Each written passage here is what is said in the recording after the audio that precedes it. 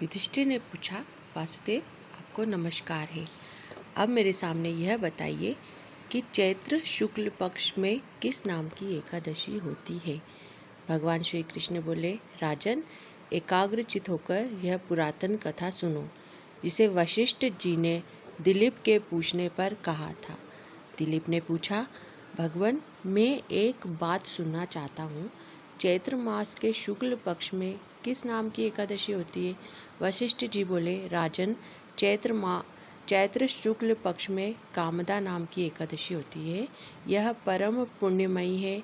पाप रूपी ईंधन के लिए तो वह दावानल ही है।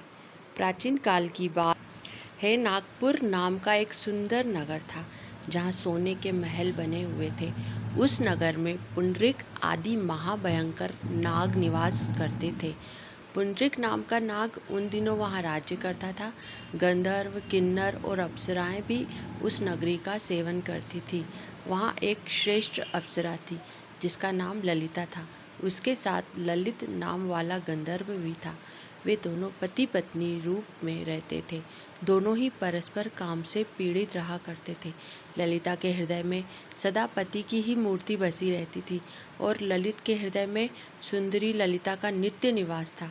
एक दिन की बात है, नागराज पुंडरीक राज्यसभा में बैठकर मनोरंजन कर रहा था। उस समय ललित का गान हो रहा था, किंतु उसके साथ उसकी प्यारी ललिता नहीं थी। गाते गाते उसे ललिता का स्मरण हो आया, अतः उसके पैरों की गति रुक गई और जीभ लड़खड़ाने लगी। नागों में श्रेष्ठ कंकोटक को ललित के मन का संताप ज्ञात हो गया, अतः उसने राजा पुंडरीक को उसके पैरों की गति रुकने एवं गान में त्रुटि होने की बात बता दी। कंकोटक की बात सुनकर नागराज पुंडरीक की आंखें क्रोध से लाल हो गई। उसने गाते हुए कामातुर ललित को शाप दिया, दुर्बुद्धे, तू मेरे सामने गान करते समय भी पत्नी के वशीभूत हो गया, इसलिए राक्षस हो जा। महाराज पुंडरीक के इतना कहते ही वह गंधर्व राक्षस हो गया। भयंकर मुख, विकराल आंखें और देखने मात्र से भय उपजाने वाला रूप, ऐसा राक्षस होकर वह कर्म का फल भोगने लगा। ललिता अपने पति की विकराल आकृति देख मन ही मन बहुत चिंतित हुई। भारी दुख से कष्ट पाने लगी। सोचने लगी, क्या करूं, कहाँ जाऊं। मेरे पति पाप से कष्ट पा रहे हैं। वह रोती हुई घने जंगल में पति के पीछे पीछे घूमने लगी। वन में उसे एक सुंदर आश्रम दिखाई दिया, जहाँ एक शांत मुनि बैठे हुए थे।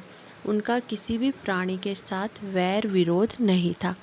ललिता शीघ्रता के साथ वहाँ गई और मुनि को प्रणाम करके उनके सामने खड़ी हुई। मुनि बड़े दयालु थे।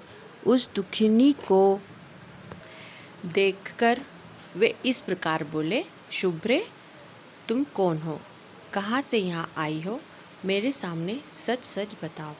ललिता ने कहा, महामुने, वीर धनवा नाम वाले एक गंधर्व हैं। मैं उन्हीं महात्मा की पुत्री हूँ। मेरा नाम ललिता है। मेरे स्वामी अपने पाप दोष के कारण राक्षस हो गए हैं। उनकी यह अवस्था देखकर मुझे चैन नहीं है।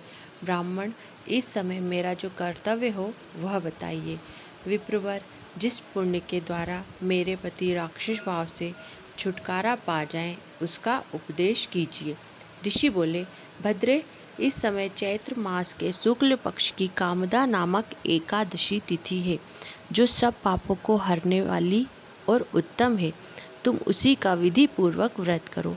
इस व्रत का जो पुण्य है, उसे अपने स्वामी को दे डालो। पुण्य देने पर क्षण भर में ही उसके शाप का दोष दूर हो जाएगा। राजन, मुनि का यह वचन सुनकर ललिता को बड़ा हर्ष हुआ।